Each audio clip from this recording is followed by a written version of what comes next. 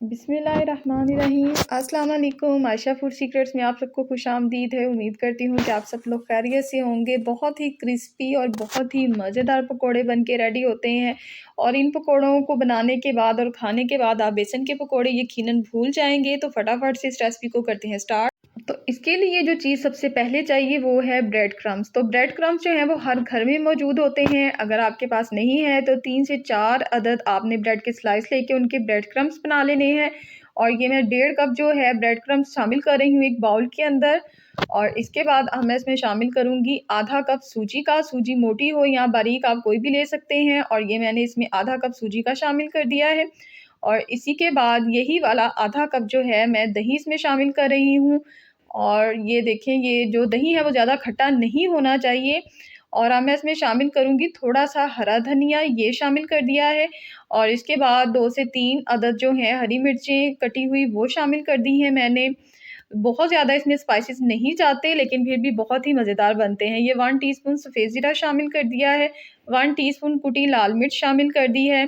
और इसके बाद जो है 1 टीस्पून चाट मसाला और नमक जो है वो आपने हस्बे ज़ायक़ा शामिल करना है।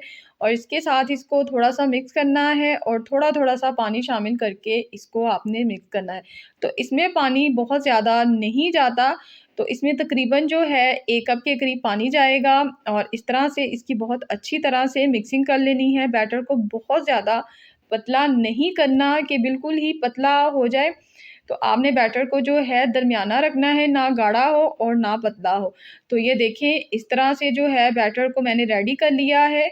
और ये देखिए, ना ये ज़्यादा गाढ़ा है और ना ज़्यादा पतला है। और इसको अब मैं कवर करके 10 मिनट के लिए रख दूँगी ताकि जो सूजी है वो थोड़ी-सी फूल जाए।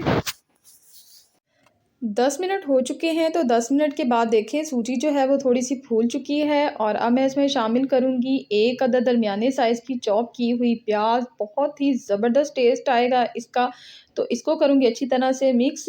10 मिनट के बाद अगर आपको लगे कि सूजी फूलने की वजह से बैटर जो है थोड़ा-सा गाढ़ा हो चुका है तो आप इसमें मज़ीद थोड़ा-सा पानी शामिल करके उस बैटर को ठीक कर सकते हैं। तो आप इनको करेंगे फ्राई। पैन में मैंने ऑयल शामिल कर दिया है और इसको मैंने चूल्हे पे रख दिया है, गैस ऑन कर ली है और इसको गरम कर लिया है दरमियानी आंच पे। बहुत ज़्यादा गरम नहीं करना। तो अब मैं इसमें एक-एक चम्मच के साथ जो है वो बैटर शामिल करती जाऊँगी। आप चाहें तो इसको डीप फ्राई भी कर सकते हैं और हाथों की मदद से भी आप ये बैटर शामिल कर सकते हैं। तो ये जो है बैटर मैंने शामिल कर दिया है और अब इनको मैं करूँगी फ्राई। और जब एक साइड ब्राउन हो जाएगी तो साइड जो है वो देखिए मैं अब चेंज कर रही हूँ। तो एक साइड से ये पक चुके हैं। दरमियानी आंच पे आपने पकोड़े फ्राई करने हैं, बिल्कुल हल्की आंच पे आपने पकोड़े फ्राई नहीं करने। जी, तो पकोड़े ज़बरदस्त से जो हैं गोल्डन ब्राउन हो चुके हैं। तो अब मैं इनको निकाल लूँगी और बाकी के जो पकोड़े हैं वो फ्राई कर लूँगी। बहुत ही ज़बरदस्त ये पकोड़े बन के रेडी होते हैं। ये देखिए माशाल्लाह, अभी से ये इतने मज़ेदार लग रहे हैं और ये देखिए कितने क्रिस्पी ये पकोड़े बने हैं।